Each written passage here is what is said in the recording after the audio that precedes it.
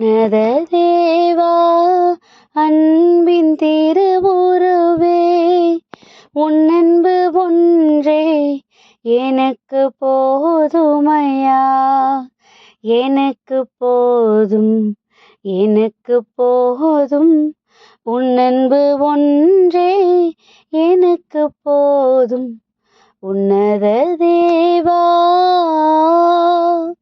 தந்தையாய் தாயுமாய் என்னை காப்பவரே, தகுதியில்லா என்னை தேர்ந்து வாழ்வு தருபவரே, கருணை தெய்வமே உன்னை நான் மறவேன், காலமெல்லாம் உந்தன் கரம் பிடிப்பேன்.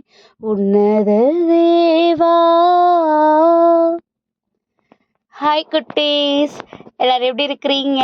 நல்லா இருக்கீங்களா? ஹாப்பியா இருக்கீங்களா குட்டீஸ்?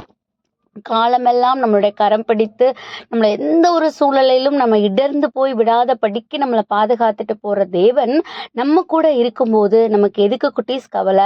நமக்கு எதுக்கு குட்டீஸ் எல்லாத்தையும் குறித்து ஒரு பதட்டம் இருக்குது? எல்லாத்தையும் தூக்கி போட்டுருவோமே, ஏன்னா நம்மளுடைய கரம் அவருடைய கரத்துக்குள்ள இருக்கு. அப்படிதானே? இன்னைக்கு கூட ரொம்பவே ஒரு அருமையான ஒரு வசனத்தோட கூட தான் நான் உங்களிடத்துல அதை ஷேர் பண்ணிக்கிடணும்.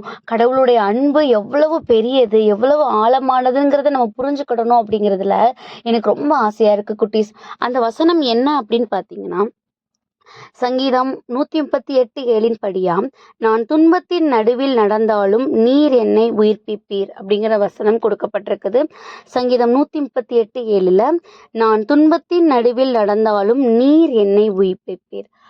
எவ்வளோ ஒரு அருமையான வசனம். நம்ம எல்லாருமே இப்போ நம்ம துன்பத்தின் நடுவில் தான் இருந்துட்டு இருப்போம். ஏதோ ஒரு சூழ்நிலை, நீங்களாம் குட்டீஸாக இருந்தாலும் கூட உங்களுக்கும் ஏதோ ஒரு கஷ்டம் இருக்கும், ஏதோ ஒரு வருத்தம் இருக்கலாம். பெரியவங்களுக்கும் அதுக்கேற்ற மாதிரியான துன்பமும் வருத்தமும் கவலையும் கண்ணீரும் இருக்கலாம். ஆனால் நமக்குள்ள இவ்வளோ ஒரு ஆழமான ஒரு நம்பிக்கை வரும். நான் துன்பத்தின் நடுவில் நின்றுட்டு இருந்தாலும் கூட என்ன அதுலேருந்து மீட் எடுக்கணும்னா நீங்க தான் அவங்களால தான் அதை பண்ண முடியும், நீங்க தான் என்னை உயிர்ப்பிக்க முடியும் அப்படிங்கிற ஒரு மிகப்பெரிய ஒரு ஆழமான ஒரு நம்பிக்கை நம்ம இடத்துல வேணுமா குட்டீஸ்? ஸோ அது எப்படி நடக்கும் அப்படின்னா, ஒரு முள் நோக்கிய பாதையில நம்ம செல்றோம் அப்படின்னா நம்மளை தூக்கிட்டு அவர் போறாரு. நம்மளை எந்த ஒரு இடர்களுக்குள்ளையும் விழாதபடிக்கு நம்மளை தூக்கிட்டு போறாரு அவரு. நம்ம நடந்து நம்ம போல அவர் நம்மளை கேரி பண்ணிட்டு இருக்காருன்னு நம்ம புரியும் போது நமக்கு எல்லாமே நிறைவும் சந்தோஷமும் ஆசீர்வாதமா இருக்கும். ஸோ அந்த நாளில் அப்படிப்பட்ட ஆசீர்வாதத்துக்காக நம்மளை ஒப்பு கொடுப்போம். நம்மளை அவர் கேரி பண்ணிட்டு போறதுக்காக நம்மளையே முழுவதும் அவரிடத்துல சரண்டர் பண்ணுவோம். ஆமீன்.